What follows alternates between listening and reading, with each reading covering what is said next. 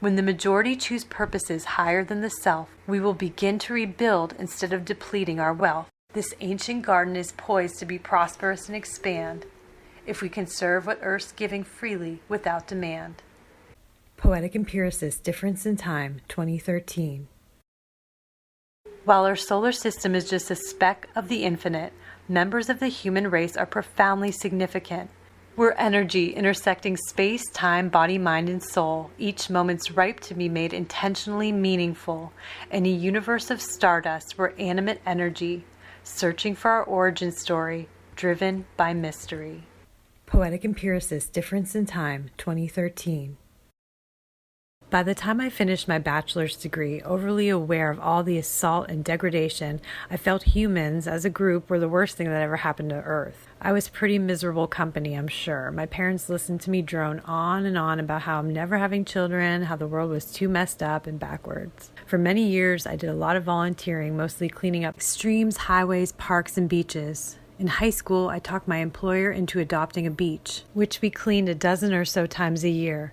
In my second year of college, a friend told me about an opportunity to volunteer in southern Florida. We would camp, then labor all week at the Hobe Sound Nature Conservancy. It was intense, rewarding work. I remember lying in my tent each night in the dark, blissfully floating, headphones in, listening to an audiobook, my skin and muscles humming, ignoring the chiggers in my legs, thinking, this is impactful. I'm helping the earth in some small way. In that moment, I was happy for that feeling.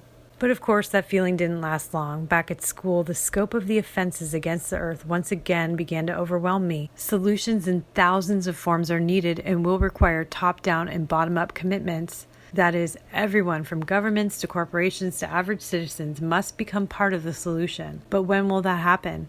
It seemed hopeless, and for a few years I felt hopeless. Finally, like a flash, my answer came to me. The more people who are aware of all the dire problems facing the environment, the more society would change. Demand drives supply. All we need to do is demand new ways. Awareness is the key piece that starts this process. Once something is appreciated, it's taken care of. This is why I became a science teacher. I wanted to expand upon the ripple of growing awareness and appreciation of our planet.